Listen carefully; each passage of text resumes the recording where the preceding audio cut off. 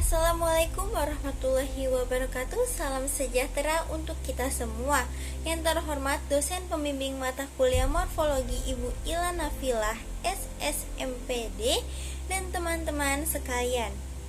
Pada kesempatan hari ini, kami dari kelompok 2 ingin mempresentasikan hasil diskusi kami dengan materi hakikat kata.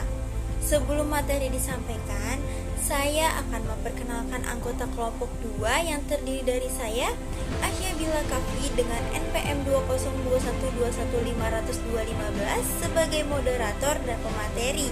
Lalu ada Rina Loris Maria dengan NPM 20212150228 sebagai pemateri. Lalu ada Muhammad Hafiz dengan NPM 20212150243 sebagai pemateri, dan yang terakhir ada Nurul Halimatul Hikmah dengan NPM 20212150519 sebagai pemateri terakhir. Oke, langsung saja kita masuk ke pemateri pertama, yaitu pengertian kata. Nah, untuk teman-teman semua, apa sih pengertian kata itu? Kata dalam bahasa Indonesia dan Melayu Ngapak diambil dari katha. Dalam bahasa Sanskerta, katha sebenarnya berarti pembicaraan, bahasa, cerita, atau dongeng. Dalam bahasa Melayu dan Indonesia, penyempitan menjadi makna semantik kata. Kata atau ayat merupakan unit bahasa yang mengandung arti dan terdiri dari satu atau lebih morfem. Umumnya terdiri dari akar kata tanpa atau dengan beberapa afiks. Kata dikombinasikan untuk membentuk frase, klausa, atau kalimat. Untuk materi selanjutnya akan dijelaskan oleh Muhammad Hafiz. Bentuk kata.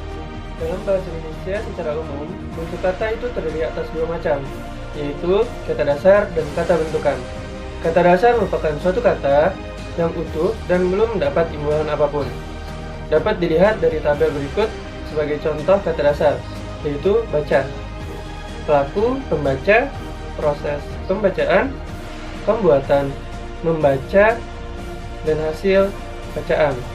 Kata dasar selain dapat digunakan sebagai dasar bagi bentukan kata lain yang lebih luas, dapat pula digunakan tanpa ditambah dengan imbuhan apapun. Selanjutnya disampaikan oleh Rina Lois Maria. B. Kata turunan.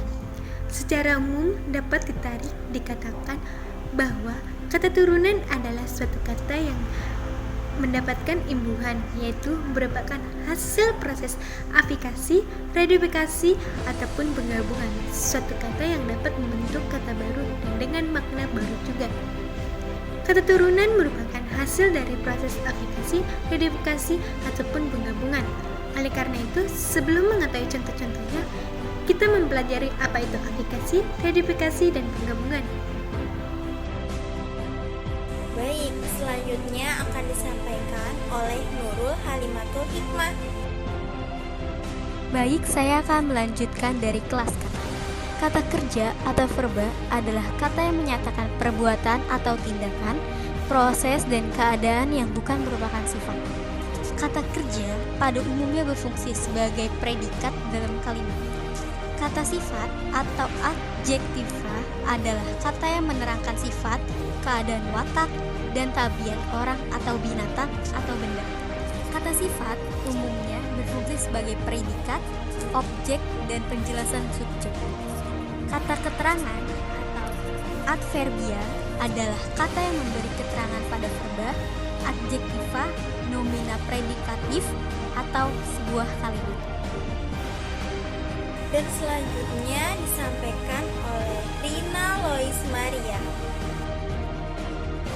Yang keempat, kata benda atau nomina adalah kata yang mengacu pada suatu benda atau konkret atau abstrak.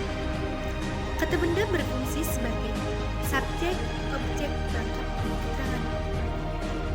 Yang kelima, kata ganti pronomina adalah kata kata yang dipakai untuk mengacu pada nomina lain.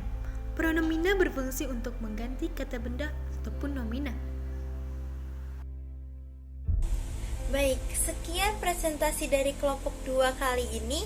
Mohon maaf apabila ada kekurangan dan kesalahan dalam penyampaian materi. Akhir kata, wassalamualaikum warahmatullahi wabarakatuh.